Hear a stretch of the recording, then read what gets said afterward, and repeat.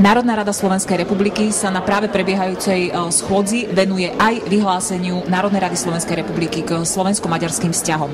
Jeden z návrhov vyhlásenia predložila Slovenská národná strana. Pán Rafael Rafaj nám povie bližšie informácie, čiže o čom pojednáva vyhlásenie Slovenskej národnej strany, na čo kladie akcent. Predovšetkým vyhlásenie SNS na rozdiel od vládneho vyhlásenia, ktoré predložil zahraničný výbor, je komplexnejšie. Vníma problematiku nielen v prijatí novej maďarskej ústavy, ale aj v ďalších exteritoriálnych zásahoch na územie a štátnych občanov Slovenskej republiky. Vyjadrujeme tam jednak odmietavé stanovisko nad takouto sériou protislovenských aktov. Vyzývame ďalej maďarský parlament, aby z vlastnej iniciatívy zmenil textáciu, ktorá zasahuje do zvrchovanosti a suverenity okolitých štátov Maďarska, čiže nielen Slovenska.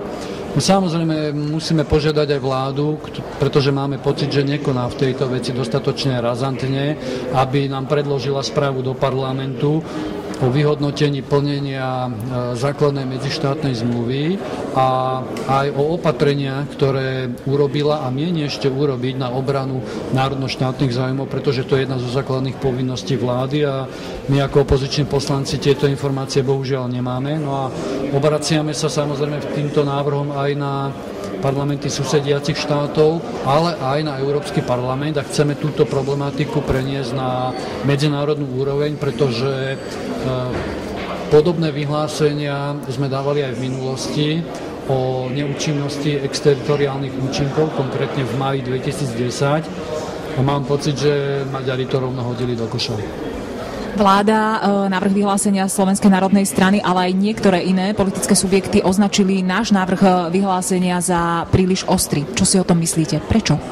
Na veľkú dieru je treba veľkú záplatu a tá drzosť maďarskej politiky, ktorá otvorene v ústave už definuje aj podporu pre menšinové autonómie, nezakryto hovorí, že bude podporovať kolektívne práva menšín v zahraničí, kdežto náš systém a aj medzinárodný systém je postavený len na individuálnom výkone práv.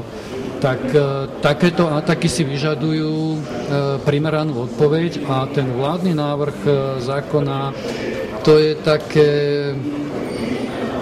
zametanie pod koberec, napríklad, že berieme na vedomie prijatie základného zákona Maďarska. No tak na čo potom prijímame uznesenie, keď ho berieme na vedomie? Mali by sme ho odmietnúť, alebo mali by sme povedať, že s obavami prijímame takéto jedné. Navyše, ten vládny návrh zákona v podstate hovorí o otvorených dverách a otvára dvere tam, kde sú samozrejme otvorené, v tom, že nemusíme v takomto vyhlásení my deklarovať naše povinnosti, naše záväzky, náš slovenský prístup k ochrane práv menšín. Toto je predsa vyhlásenie k prijatiu základného zákona Maďarska, ale okrem jednej akceptačnej vety tu nič iné nie je.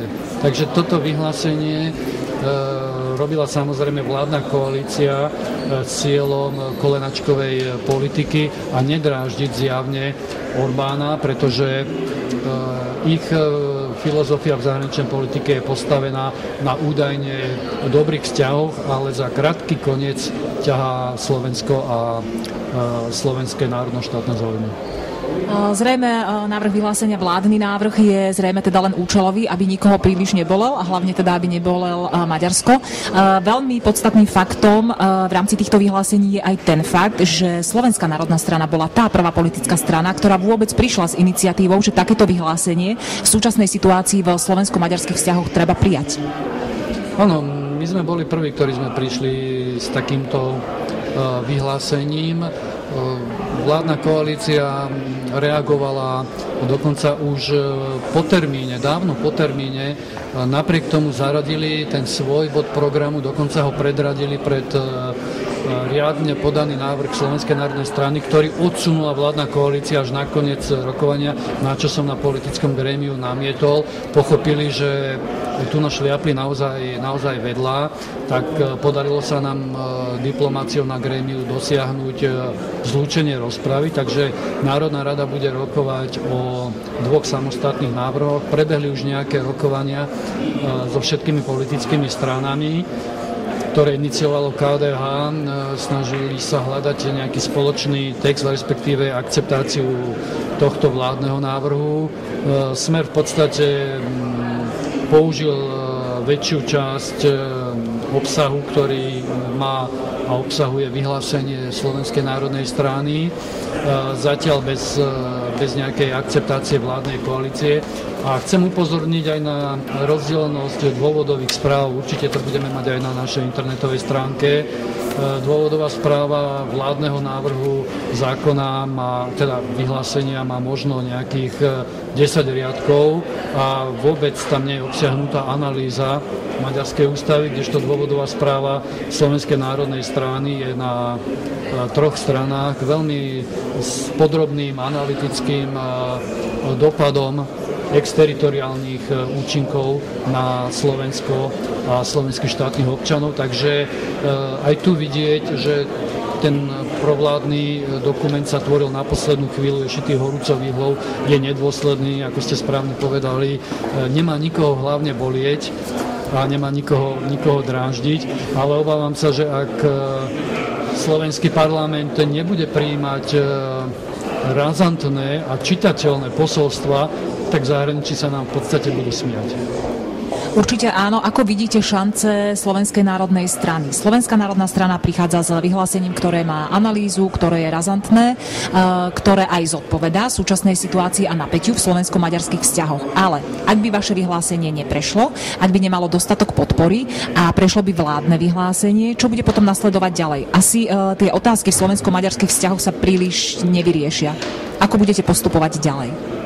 Tento text vládneho návrhu nemá šancu zmeniť nič na slovensko-maďarských vzťahoch, nezmení nič na orbánovskej politike rozpínavosti, spochybňovania Trianónu a zahrňovania občanov okolitých štátov pod svoju jurisdikciu.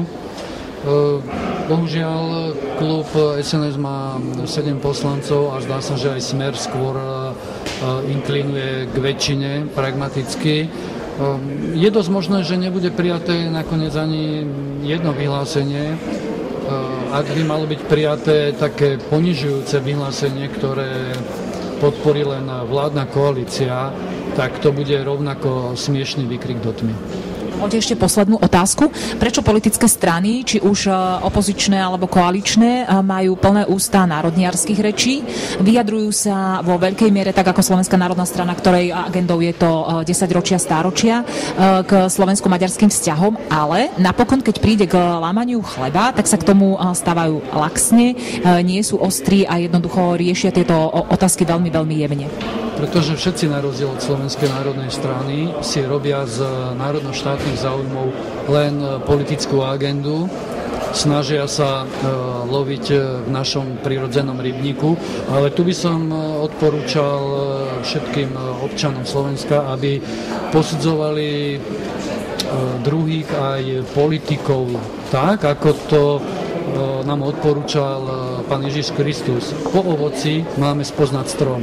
Čiže to ovocie konkrétne vládneho návrhu, vyhlásenia je kyslé, je červivé, je nedozreté.